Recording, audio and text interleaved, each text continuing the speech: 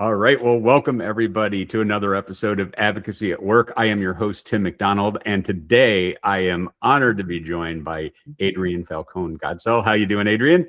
I'm good, Tim. Thank you so much for inviting me on. I love the work that you do. Oh, I'm so glad, and I can't wait to dive into your story and hear what you're up to.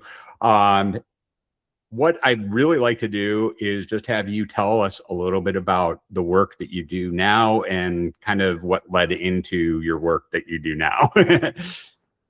Well, I refer to myself as a holistic chef because I learned about the connection between food and health back in about 1998 after being in the hospitality industry, restaurants, private corporate franchise, hospitals. And once I learned between the connection between food and health, it just has been this great journey of just finding different connections. And I'm not a dietitian. I'm not a medical practitioner. I'm just a chef.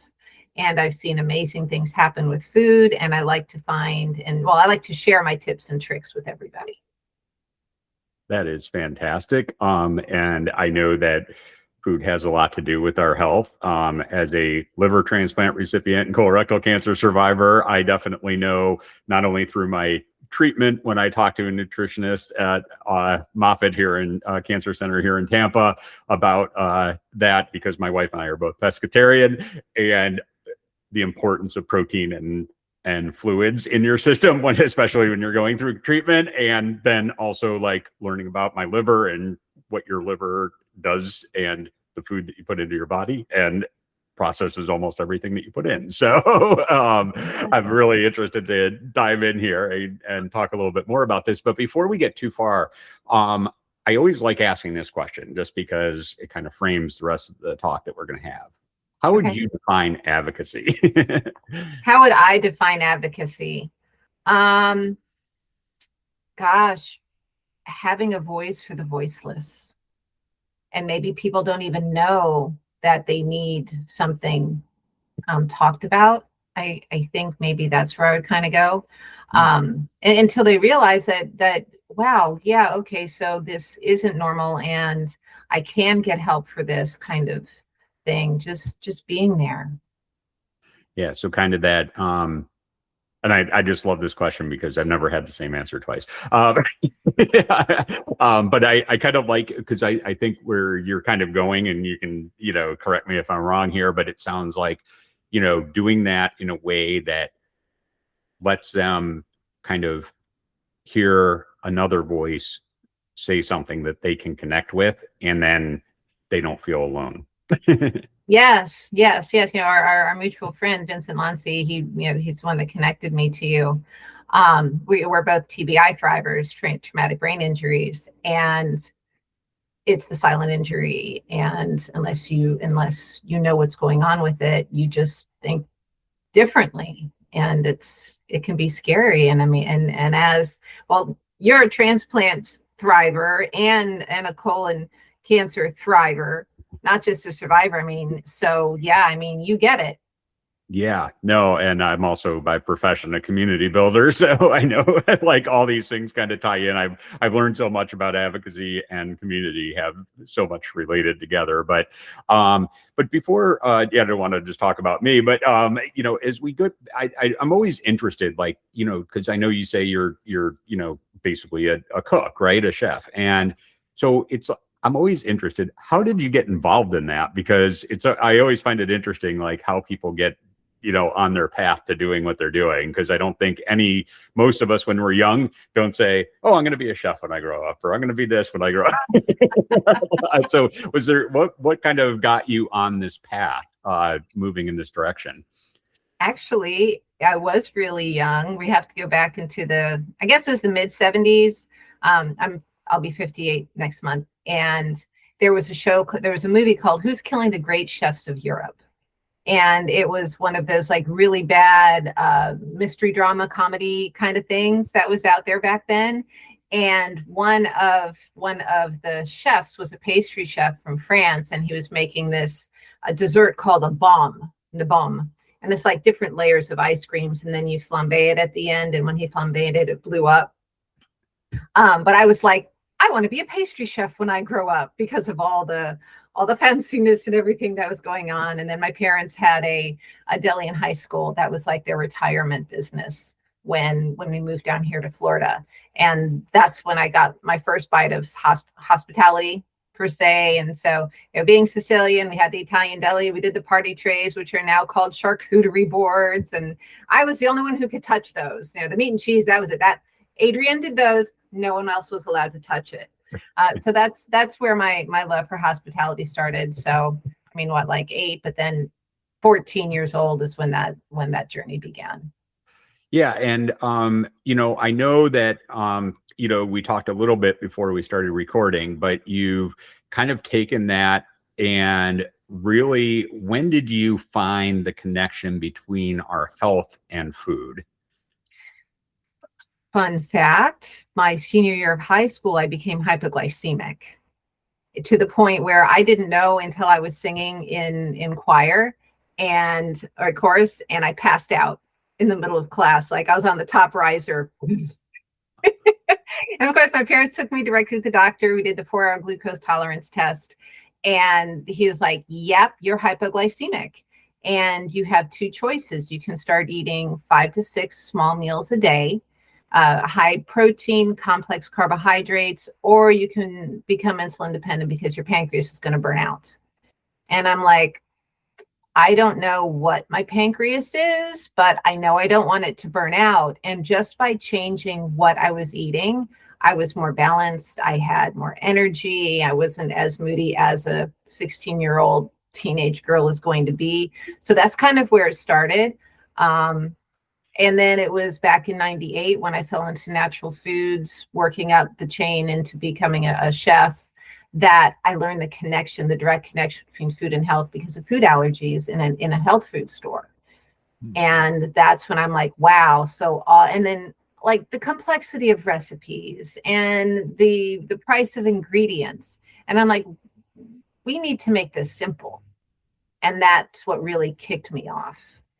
Wow. I'm like, I could have a whole conversation about this because I used to do a lot of work with No Kid Hungry, and one of their programs was about teaching people that didn't have money in grocery stores how to cook healthier meals on a budget and be able to do that at home. And so I'm like, I'm fascinated by all this. I didn't even know we were going to go there, but it's like really interesting to me. So how did you start, once you started seeing these connections between our health and food, what was kind of the next direction that took you in, because I know you said you were working in like health food stores, grocery stores, and then you kind of took that and did what with it after that? So it was in the health food stores, cafes. And so, of course, having that opportunity to be in on like nutrition trainings and supplement trainings and just learning all the little intricacies there, because another fun fact was that I was a pharmacy major in college before I went culinary. And so just like putting those things together was just so cool. And then seeing different results happen with people, and even just eating my food that I was selling in the cafe. Oh, my blood pressure dropped. Oh, I lost those last 5 pounds. Oh, my cholesterol, my sugar, everything was just falling into place. And so then I became a personal chef when my time was up with everything else. And then I was given opportunities to work with oncologists and with integrative health centers, and seeing just some amazing work happen. Wow. So, and I'm not going to ask you to get too far in depth on any of this, but if you could just give us a general overview of like, where does our, kind of our diet, our gut health, and cancer kind of all come together? So I am not a dietitian. I am not a nutritionist, and this is only for educational purposes only. Well, thank you for saying that, because I probably should have said that at the top. Yeah, because I don't want anybody to misconstrue anything. And of course, each person's body is individual, and nothing is cookie cutter about anything. And I know that you've seen that journey over the years as well.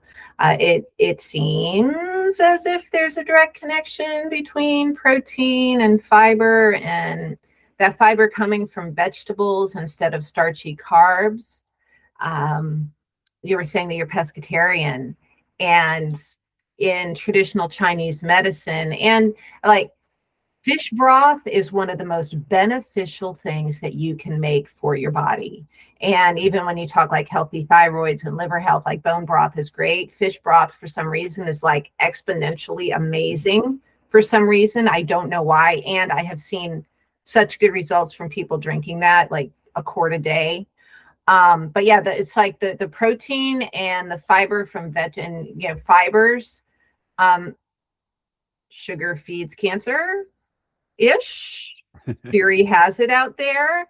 And so avoiding your acids and your sugars and your mucus producing foods then helps your gut get healthier bacteria in it ish. That's out there someplace. You can read about things like that. And I think that's kind of how it all ties together. Too. Your gut health or something like that. I think gut health, that gut microbiome. I will tell you what, and like sauerkraut juice is one of the most beneficial bacteria, like probiotics, that you just make at home, and it has more good bacteria in it than anything you can buy. Huh. Yeah, I think I've heard something about fermented foods, and obviously sauerkraut is, right? Yeah, specifically that one is just one of those. And I think it's really cool because it takes minutes to make. And when you're making it yourself, that means you're getting all your beneficial bacteria that's like in your environment, which is then going to work. It's almost what, like having a concierge probiotic for your body. Yeah. And it helps you sleep at night too. Nice. So I'm thinking about, like, you know, all these things that I'm starting to kind of connect the dots here in your story is, you know, you're helping people, you know, at first through, you know, working in the health food store. Then you're working, you know, in conjunction with oncologists and cancer centers, helping patients, you know, or you know, talking with them and advising. And now, what are you doing today? Well, yeah, so I still do meal prep for clients and dinner parties. I'm working on shifting things. I have this great cooking show called Healthy Meals in Minutes. And in less than 30 minutes, you're making an entire meal for 4 servings or 3. I mean, it kind of depends, but with a protein and 2 veggies, no starchy carbs. And so this way I can share all my tips and tricks and skills with everybody. So I'm working on season 2, looking for sponsors on that. Thank you for asking. Corporate wellness. I love doing lunch and learns and health fairs and speaking, just talking and helping people. I like to alleviate the anxiety of cooking, and specifically meal prep, and specifically healthy eating. And I say I'm like the Julia Child of the 2020s, because my show, I'm like, I want the camera rolling, and whatever happens. I almost set my pan on fire once because my oil gets too hot. So I teach people how to recover from that. I overcrowd pans. I make all sorts of mistakes because I just want you to have fun in the kitchen. I want you to be able to be like, I'm hungry. Okay, let's cook this, and not be like, I'm not holding my knife right. Well, I do teach you how to hold a knife right, but you know, like, it's okay if you're not doing certain things, and their food's going to be great anyhow. You know, I love the fact that you're so honest and open about, like, we're not perfect.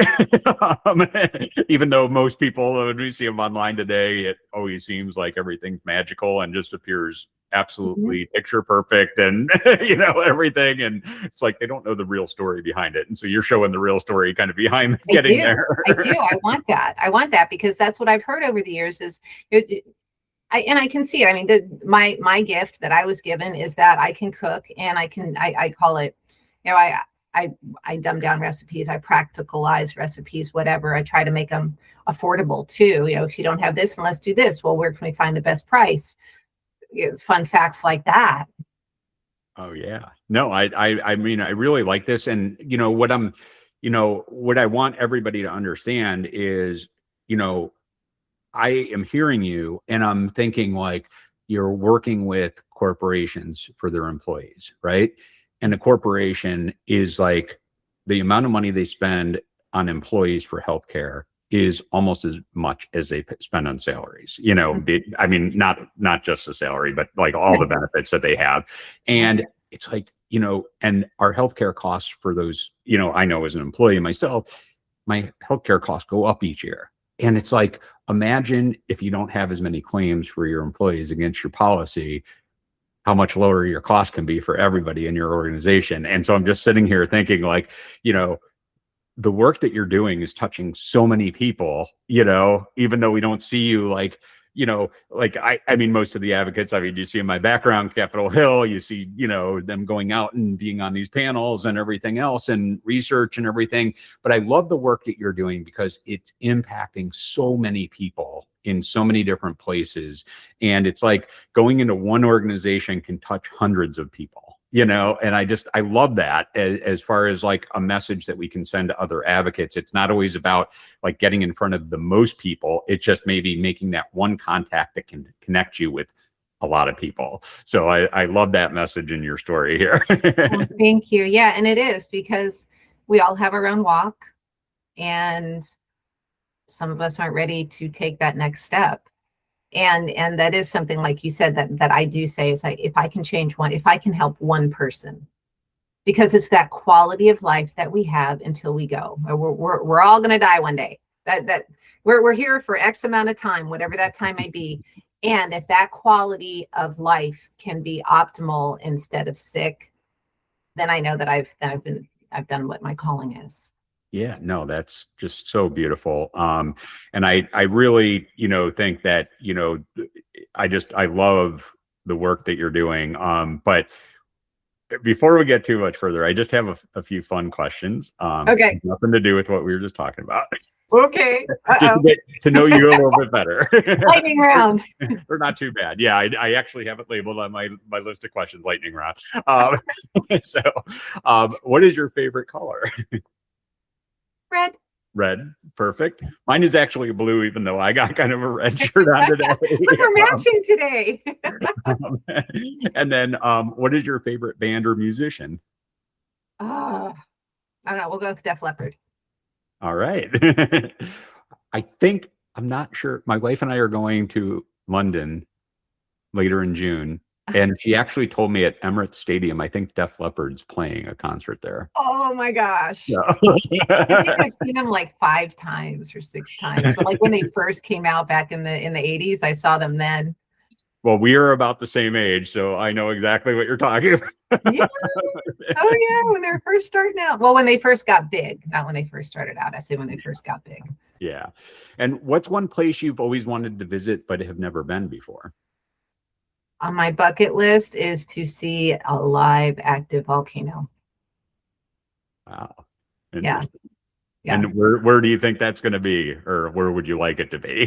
I am not a really good traveler, so it's going to have to be my daughter, because I mean, I know there's one in Hawaii. I know there's a couple down in like Central America or South America. And then my daughter said that Iceland is actually closer travel wise than the places that I'm familiar with. So maybe it'll be Iceland.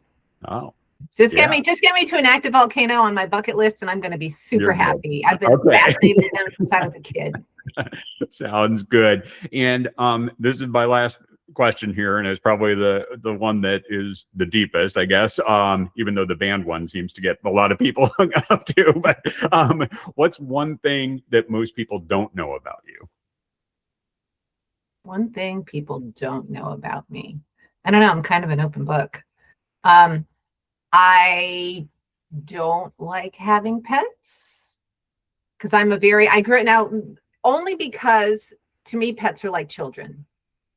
So I grew up with Great Danes my entire life, until I left for college, Great Danes. And again, they were family members. So I personally, if we have a cat right now, and once she goes, that's going to be it, because I don't think I have enough time and energy to take care of a pet. So to me, if you're going to have a pet, that is your family member, and you better be given the care that you're giving a child. And if you're not, then you don't have a right to have a pet. Sorry. No. I think that's an important message. I mean, actually, we adopted our dog as a rescue during the pandemic, which was about an 8-month process to find a dog during that time. But I love the place that the rescue we got her from, because they actually told us, you go to these, adoption days and people just fall in love with the look of the dog and they bring it home. And then a month later, they're bringing it back. And that doesn't help anybody. It doesn't help the dog. It doesn't help the system. It doesn't help your family and the connection that if you have young kids, start having with the dog. So, and I know from our dog, it took 3 months to actually get to a point where it trusted us. So I think that is a very important message that you're putting out there, that it's a responsibility when you get a pet. So just make sure that you're ready for it. Absolutely. It's what, a 10 to 15 year long responsibility that you're having. Yeah. So, and I know you've kind of alluded into the direction you're heading now, but if I were to ask you, with what your work does, if we could have one big thing happen, resources being no object for you, what would you like to see that happen? Do you mean like legislation happen, or just in my life? It could be anything around, like, obviously around like your, the healthy eating aspect, but like anything from legislation to, seeing everybody do this, or, make this, change or whatever, Yep. So my magic, if anything could happen, I would love everybody to want to take care of their health, right? To see that connection of us having that ability to do so much for ourselves health wise. Movement, it's mental, it's movement, it's food, it's everything all together. It is body, mind, spirit. And I truly would love the world to take responsibility for themselves. And we can't do everything ourselves, right? However, what we're ingesting, how we're moving, how we're thinking, we totally have control over.